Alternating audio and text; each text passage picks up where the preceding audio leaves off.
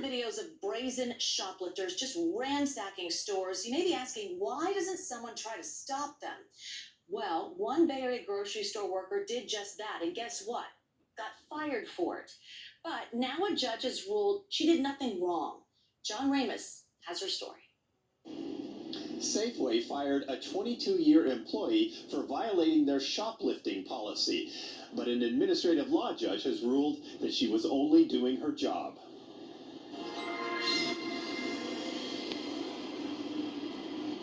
Antoinette Baez worked at this Safeway store in San Mateo, and her attorney, Neil Eisenberg, said she knew the company's policy about not touching or pursuing people trying to shoplift. She had that drilled into her. She knew that you don't do that.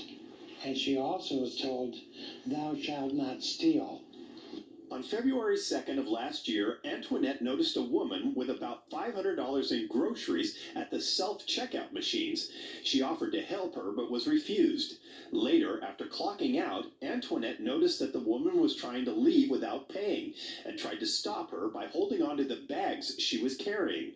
Another worker came to help, and after the woman took a swing at Antoinette, she finally left the store. After reviewing the incident, her store manager said Antoinette acted appropriately. 3 weeks later, there was an anonymous phone call complaining about her.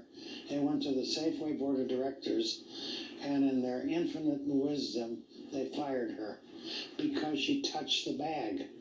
After her termination, Safeway refused to pay unemployment benefits, claiming she was fired for misconduct.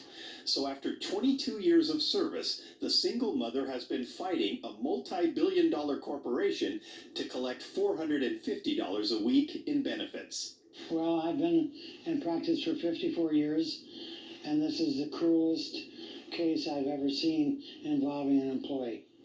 The case ended up before the Unemployment Insurance Appeals Board, and in her ruling, Administrative Law Judge K.A. Duncan wrote, the claimant was aware of the employer's customer service shoplifting policy.